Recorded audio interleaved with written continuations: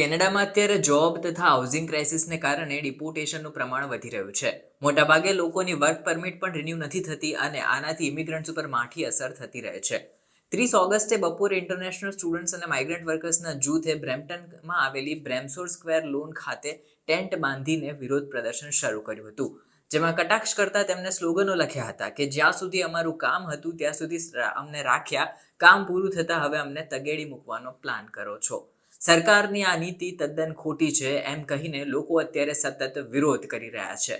અહીં વિરોધ પ્રદર્શન કરી રહેલા લોકો એમ પણ કહી રહ્યા હતા કે માઇગ્રન્ટ વર્કર્સ કેનેડાની ઇકોનોમી માટે ખરાબ નહીં પરંતુ સારા છે. તેમના કારણે જ નાના મોટા કામ કરવા માટે સરળતાથી માણસો મળી જાય છે અને લેબર શોર્ટેજ નથી થતો.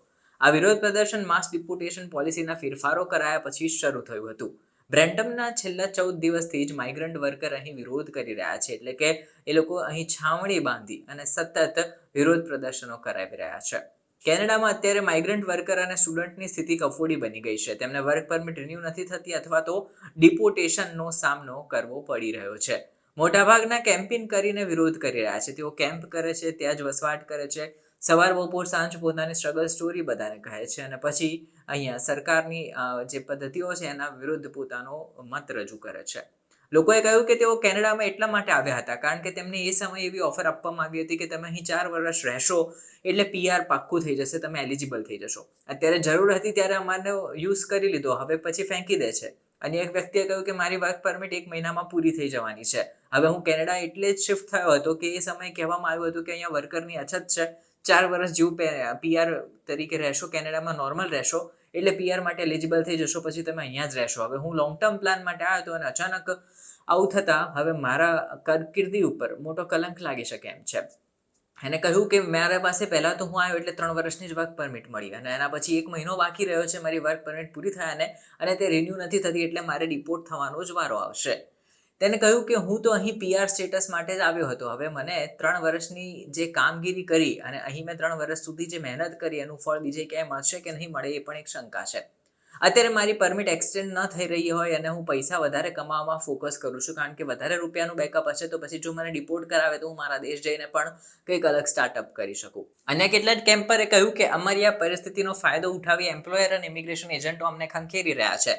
એમ્પ્લોયર્સ અમને માર્કેટ કરતાં ઓછા રેટમાં કામ કરાવે છે અને પછી અમને નક્કી કરેલું વેતન પણ નથી આપતા. હવે આ પ્રમાણે ઓછા વેતનમાં તેઓ પોતાના ઘર ખર્ચા ભાડા નથી ભરી શકતા. હવે સતત સ્ટ્રગલ કરી રહેલા લોકો અત્યારે એમની પાસે બીજો કોઈ વિકલ્પ જ નથી એટલે ધરણા પર બેસી ગયા છે. માર્કેટમાં એક બાજુ મંદી છે, જોબ ક્રાઇસિસ છે, તેમને ક્યાંય નોકરી નથી મળી રહી, એમને રહેવા માટે ઘર નથી મળી રહ્યા. એમ્પ્લોયરને આ અંગે જાણ છે કે જેના વર્ક પરમિટ પૂરા થવા આવ્યા છે તે લોકો પૈસાની જરૂરમાં છે એટલે એ લોકોને તોડાવી રહ્યા છે. તેઓ કાયદેસર કોઈ પગલાં પણ ભરાવી શકે એમ નથી એટલે તેમને વર્કિંગ કન્ડિશન અતિશય ખરાબ થઈ જાય છે અને પછી આ લોકોની સ્થિતિ કફોડી બને છે. મીડિયા રિપોર્ટ્સ પ્રમાણે ત્યાં સત્તા ઉપર જે પક્ષ છે તે અને વિપક્ષ પણ એન્ટી માઇગ્રન્ટ પોલિસી ઉપર કામ કરી રહ્યા છે. આગામી ઇલેક્શનમાં વધારે સારું રિઝલ્ટ મળે એના માટે પણ બંને પક્ષો વચ્ચે આ મુદ્દે લગભગ એક જ મત છે.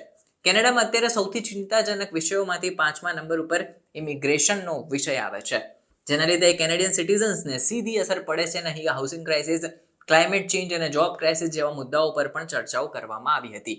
હવે નવી પોલિસી પ્રમાણે કેનેડામાં વર્ક પરમિટ ઇસ્યુ કરવાની સંખ્યા પણ ઓછી કરી દેવાઈ છે અને ઇન્ટરનેશનલ સ્ટુડન્ટ્સની એન્ટ્રી ઉપર પણ કાપ મુકાયો છે. આવી સ્થિતિમાં હવે માઇગ્રન્ટ વર્કર્સ ગભરાઈ ગયા હતા. તેમને અણસાર આવી ગયો હતો કે વર્ક પરમિટ અપડેટ નહીં થાય તો તેમને ડિપોર્ટ થવાનો જ વારો આવશે. જોકે બાદમાં અહીં વિરોધ પ્રદર્શનો શરૂ થયા. બ્રેમ્પટનમાં તો અત્યારે કેમ્પ એટલે કે છાવણીઓ બાંધીને લોકો રહેવા લાગે છે. અહીં તેમને સપોર્ટ કરવા માટે છાવણીમાં ચા, કોફી, લંચ, ડિનર બધી જ વ્યવસ્થા કરવામાં આવતી હોય છે. અહીં લોકોને ઊંઘવા માટેની જગ્યા, ડિનર અને બ્લેન્કેટ સહિતની વસ્તુઓ પણ પ્રોવાઈડ કરવામાં આવે છે. અહીંયા રોજ રાત્રે ડિનર પછી એક કાર્યક્રમ થાય છે કે જ્યાં લોકો પોતપોતાનો અનુભવ શેર કરતા હોય છે. અત્યારની સિચ્યુએશનમાં સરકાર કેવી રીતે આ લોકોને મદદ કરી શકે અને પોતાના જે કહેવાય ને ક્રાઇસિસ છે એ દૂર કરી શકે એની અલગ અલગ તકો, એની અલગ અલગ યુક્તિઓ પણ એ લોકો જણાવતા હોય છે.